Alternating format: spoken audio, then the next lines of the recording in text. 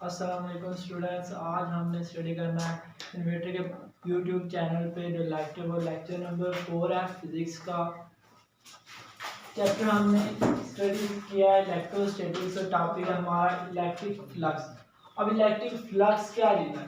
Flux basically किसी चीज़ को हम किसी चीज़ के फ्लो को कहते हैं,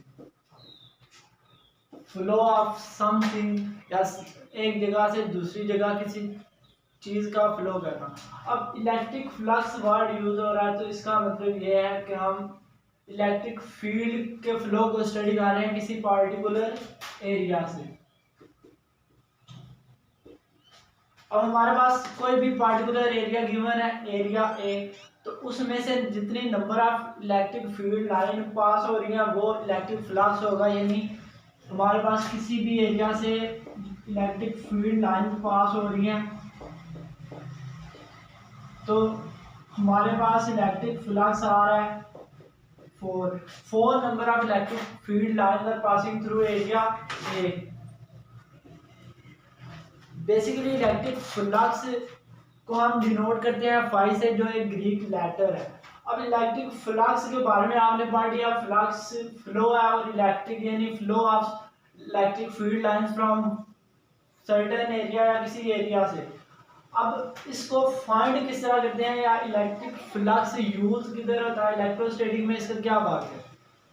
अगर आपने फाइंड करनी है इलेक्ट्रिक फील्ड लाइंस, आपको मालूम नहीं है कि इलेक्ट्रिक फील्ड लाइंस एक जगह से कितनी पास हो रही है, आपके पास कोई भी एरिया गिवन है, फॉर एग्जांपल 2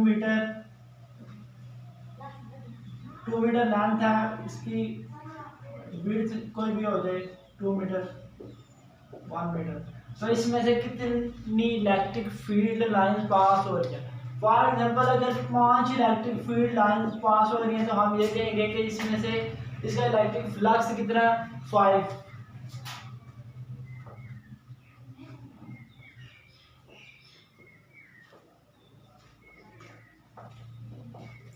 इलेक्ट्रिक फ्लक्स को हम डिनोट करते हैं 5 से और इसके साथ हम ये लिखेंगे यानी इलेक्ट्रिक फील्ड को हम रिप्रेजेंट कर रहे हैं।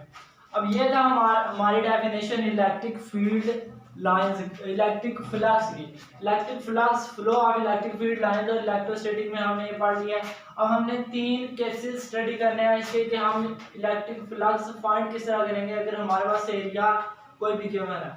तो आपने पहली बात ये याद रखनी है, अगर आपके पास कोई भी एरिया गिवन है तो फॉर एग्जांपल आपने एरिया को हॉरिजॉन्टल रख दिया, एरिया आपके पास हॉरिजॉन्टल गिवन है, आपने डिफरेंस याद रखना है एरिया और एरिया वेक्टर के दरमियान। एरिया और एरिया वेक्टर के दरमियान डिफरेंस क्या है? एरिया आपके पास हॉरिजॉन्टल है जब एरिया वेक्टर डायरेक्शन रिप्रेजेंट कर रहा है वो परपेंडिकुलर टू एरिया। अब एरिया वेक्टर आपके पास हमेशा एरिया से परपेंडिकुलर आ रहा है।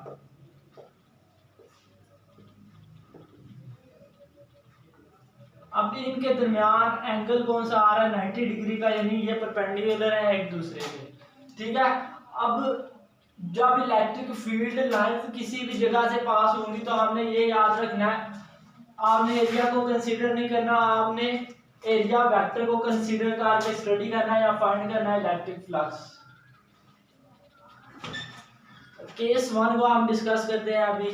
केस 1 है हमारे पास, फॉर एग्जांपल एरिया हमने ले लिया है,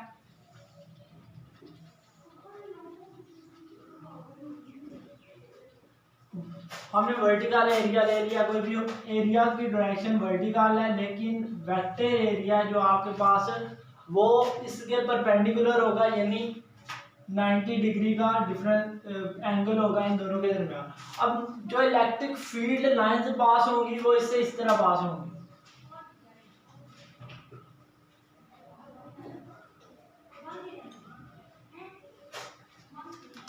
अभी आपने इलेक्ट्रिक फ्लक्स फाइंड किस तरह करना है? आपके पास फॉर्मूला गिवन है, electric flux dot product of electric field intensity and area. तो डॉट प्रोडक्ट की वजह से हमारे पास इसका फार्मूला आ जाता है cos थीटा।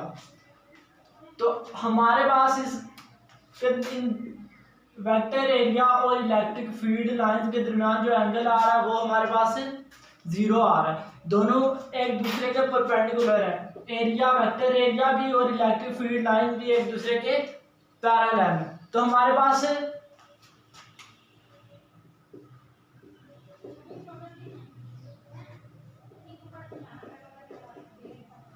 इलेक्ट्रिक फ्लक्स की वैल्यू आ जाती है, मैक्सिमम इलेक्ट्रिक फ्लक्स की वैल्यू आ जाती है। ये था हमारा केस 1। हमने एरिया जब वर्टिकल रखा है तो एरिया वेक्टर उसके परपेंडिकुलर होगा, यानी इलेक्ट्रिक फील्ड लाइंस के पैरेलल होगा। हमने इलेक्ट्रिक फील्ड लाइंस के पैरेलल ही स्टडी करना है। अगर आप इसको हॉरिजॉन्टल लेंगे तो इसका वेक्टर एरिया हमेशा इसके परपेंडिकुलर यानी वर्टिकल होगा। तो ये डायरेक्शन का डिफरेंस आपने याद रखना है। अब केस नंबर 2 हम स्टडी करते हैं।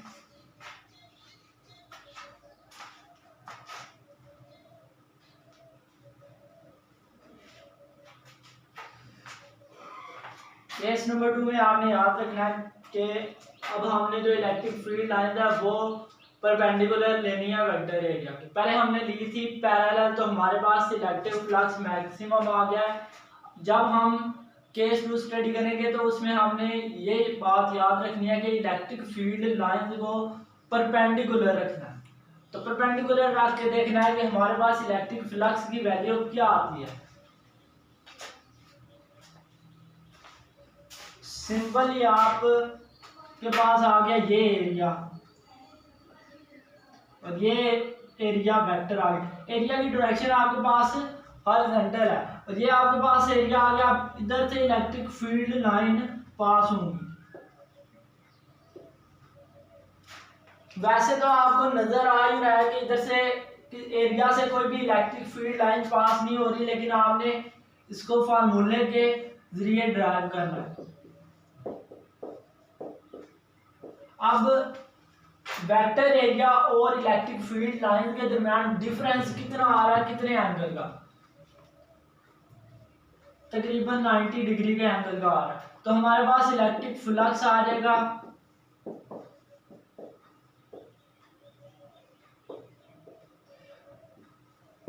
तो ये हमारे पास है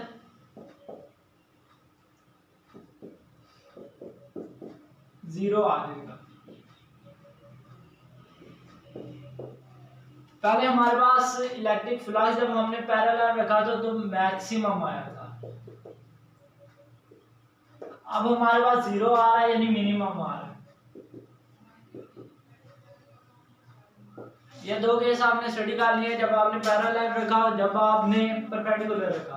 अब केस नंबर 3 आपने स्टडी करना है, जिसमें आपने वेक्टर एरिया किसी भी जगह आके उससे एट इंस्टेंट या किसी भी पॉइंट पे आपने एंगल फाइंड करना है।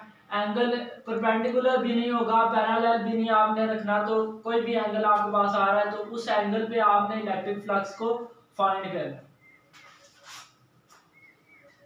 अब केस नंबर 3 हमारे पास आ गया। तो हमने फॉर एग्जांपल ये हमारे पास आ गया एरिया, तो इसका एरिया वेक्टर आ रहा है ये आपके पास एरिया था, कोई भी एरिया ले लें आप। अब ये आपके पास आ रहा है वेक्टर एरिया वेक्टर। तो इलेक्ट्रिक फील्ड लाइन जो पास होंगी इधर से पास होंगी ऐसे, इनके दरमियान एंगल बनेगा थीटा। कोई भी एंगल बन सकता है। आपने जिस एंगल पे एरिया को रखा उतने डिफरेंस आएगा इलेक्ट्रिक फील्ड लाइंस का और एरिया का। अब इलेक्ट्रिक फ्लक्स आपके पास कुछ इस तरह होगा।